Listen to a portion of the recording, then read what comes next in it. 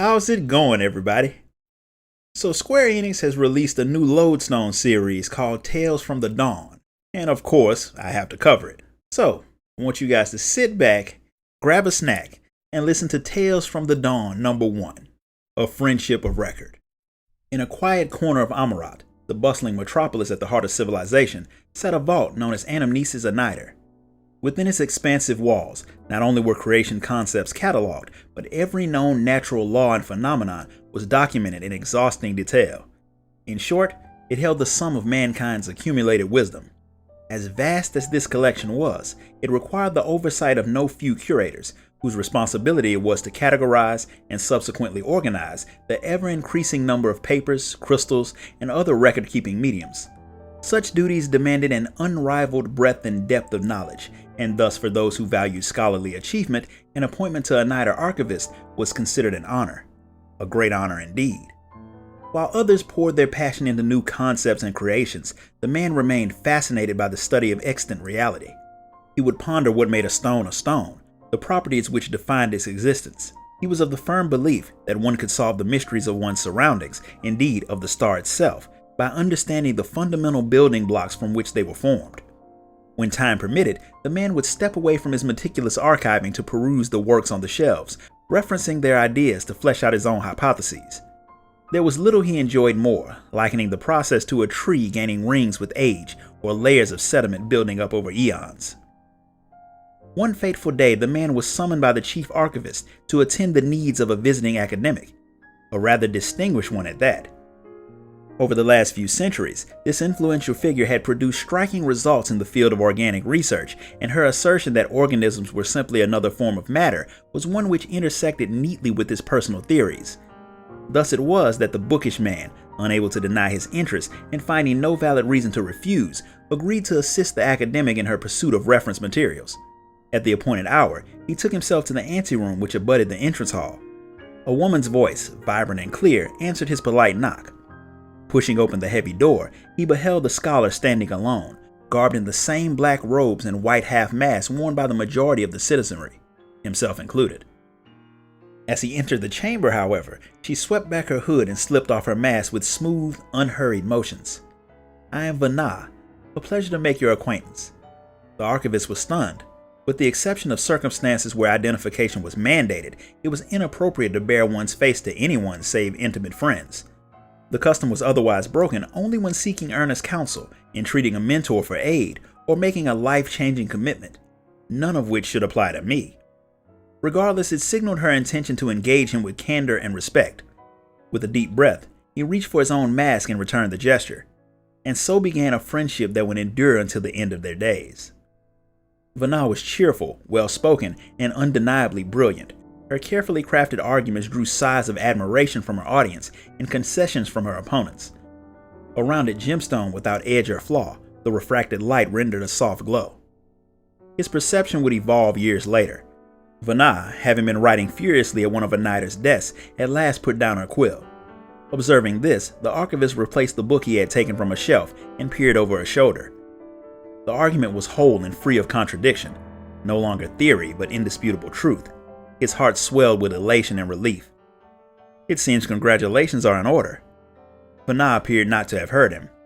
Puzzled, the archivist shifted to the side of the desk and saw the scholar transfixed by her own work. For a time she sat perfectly still, then all of a sudden she brought her hands to her mouth and smiled. So broad and heartfelt that modesty could not conceal it. Unadulterated, unabashed joy, a jubilance that sparkled in her ocean-hued eyes. "I recall not when you removed your mask, but I am grateful that you did." "A miracle," Vanna muttered as if in a trance. "Our existence is nothing short of a miracle." What an odd thing to say. Have you not just proven that life was the inevitable outcome of natural law? Yes, but it is that inevitability which amazes me so, the sublime mechanism itself. The revelation yet commanded her full attention. As he watched Vanna stare at the parchment, he felt his image of her fracture. Sharply cut facets now reflected the light with piercing intensity, all the more dazzling in her radiance. He knew in his heart that this was the Vanna she was meant to be. Vanna's perception of the world had changed, the archivist realized, as if for her the true shape of things had been brought into stark focus. "I am leaving on a journey." Her entrance was unexpected, her declaration abrupt. "Where will you go?" "Nowhere," she replied. "Everywhere. This star has so much to share with us, whispered wisdom to which I would hearken, untold experiences I yearn to feel, mysteries and wonders I must understand." "Then you had best get started," he said, knowing full well that she needed no encouragement. "But do take care." In lieu of a farewell, Vanna graced him with another joyous smile. Her robe twirled about her feet as she turned and strode from the echoing vault. He watched, waiting until the distant door had swung closed behind her, then returned to his labors. Looking over the documents with a practiced eye, he quickly determined the first item's rightful place. He reached for another, and then another, carrying out his task with quiet efficiency. Yet his mind wandered. What will she seek when next she returns? I must be ready. The time he had set aside for his own academic pursuits was gradually consumed by the study of subjects outside of his field of expertise, a diversion he found strangely rewarding. When Vanna did interrupt her travels to return to Aniter, it was always without warning. Sometimes months would pass, and on occasion years, before she appeared again, seeking to deepen her knowledge on this or that matter. As she enthusiastically regaled him with her adventures, he was struck by how different this Vanna was from the brilliant yet rather more subdued scholar he had met once upon a time. A crystal bathed in sunlight, so blinding in her delight she outshone the very stars. Her discoveries astonished him, as did her daring deeds that allowed her to make them. He, in turn, astonished her, producing the resources she required ere she had finished describing her query. Vanna's standing in society too began to change.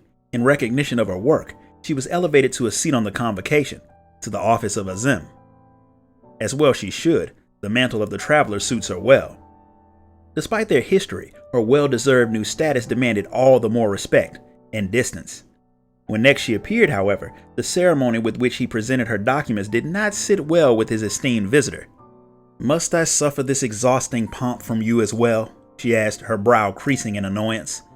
"Am I to speak to Azim as if she were my study partner?" he retorted. "You represent our highest authority now. You must accept the trappings with which it comes."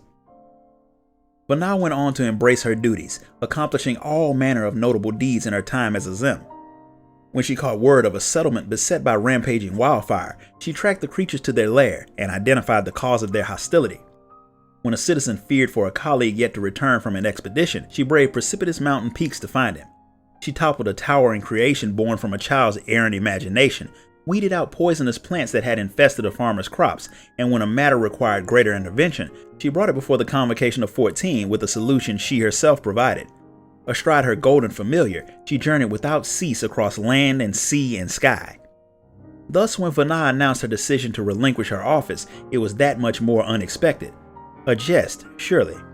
Yet she spoke in glowing terms of her chosen successor, a fascinating man she had met on her travels. "You would surrender the seat of Azim with so much left undone?" the archivist asked, still reeling at the implications. "A true traveler has no need of a title," Vanna said, "and my replacement would benefit greatly from the opportunities granted by the appointment. The journey is different for each who undertake it, even following the same route, and visiting the same destinations. He will have different thoughts and experiences. He will make his own discoveries and observe that which I failed to perceive." Though she spoke of a successor, hers were not the words of one preparing to return to the star. Not yet. Please, not yet. Having attained the apex of their personal truth, no small number of his Aniter colleagues had gone to their rest amidst a shower of praise and accolades. But the archivist felt no pressing desire to join them, rather the opposite, for there was but one purpose he considered worthy of fulfillment: to keep watch as this incandescent jewel walked her path, and bear witness when she arrives at his terminus. Vanna stepped down from the seat of Azim to don the white robes of a neutral advisor. The man, meanwhile, stepped up to assume the role of chief archivist.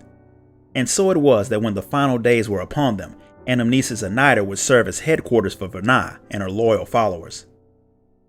The final days brought fire and ruin until Zodiark put an end to the calamity. His devotees then resolved to sow new life, a bounty of souls to take the place of their sacrificed brethren. In time would they reap this crop, and by rendering it unto their God would the lost be returned, and the world restored to the paradise it was and ever should have been. Vanna, along with the archivists and their like-minded companions, objected to this undertaking. The future, they believed, must not bear the cost for saving the past.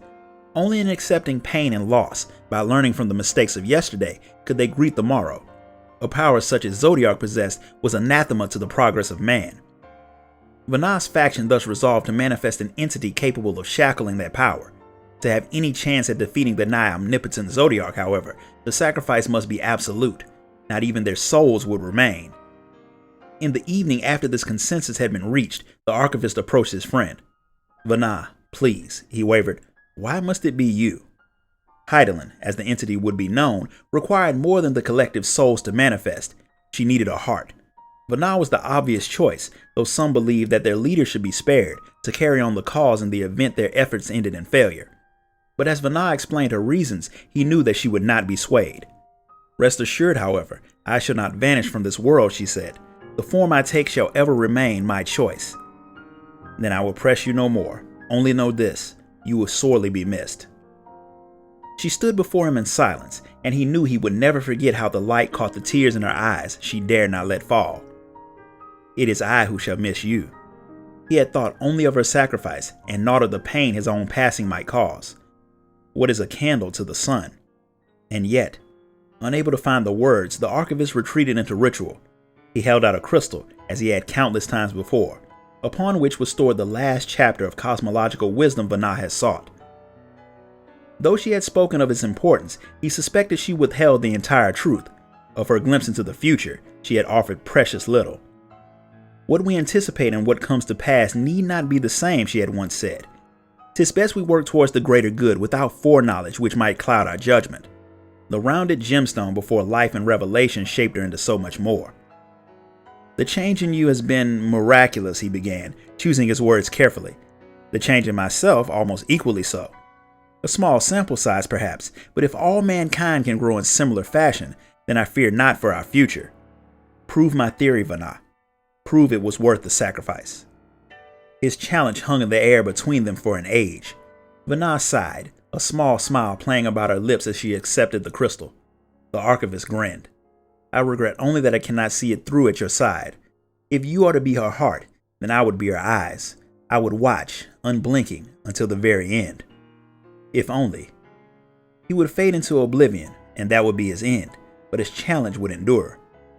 "May it bring you joy and solace on the long road ahead.